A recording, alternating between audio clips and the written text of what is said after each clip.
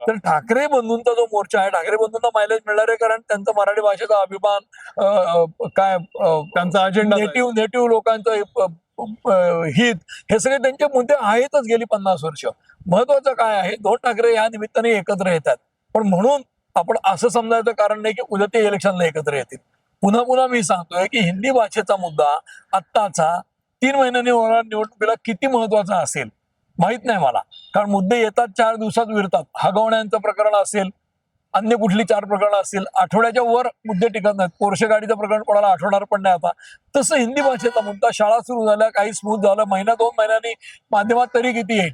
जो मुद्दा एक आठवडाभर माध्यमात हेडलाईनचा असतो तो पुढच्या आठवड्यात नसतो, आणि या सगळ्यांचं माध्यम ड्रिव्हन चालू आहे राजकारण. ही चिंतेची बाब आहे. म्हणूनच हा मुद्दा जो आहे, हा मुद्दाम सरकारने फुलटॉस दिलाय का राज ठाकरेंना, त्यातनं राज ठाकरेंची उंची वाढावी, त्यांना मायलेज मिळावं खूप, आणि हा सगळा मुद्दा त्यांनी काढला. अभिजात भाषेचा त्यांच्यामुळे मिळाला, सरकारने केलं, पण आधी राज ठाकरेंनी मांडला. तर राज ठाकरे कुठेतरी उंच झाले तर उद्याच्या निवडणुकीला लास्ट मोमेंटला त्यांना आपल्याकडे घेऊन महापालिकेचा काही हा डाव नाही ना, अशी पण मला शंका येते. या सगळ्या शक्यता ओपन आहेत. काही काळाने आपल्याला याची उत्तरं मिळतील.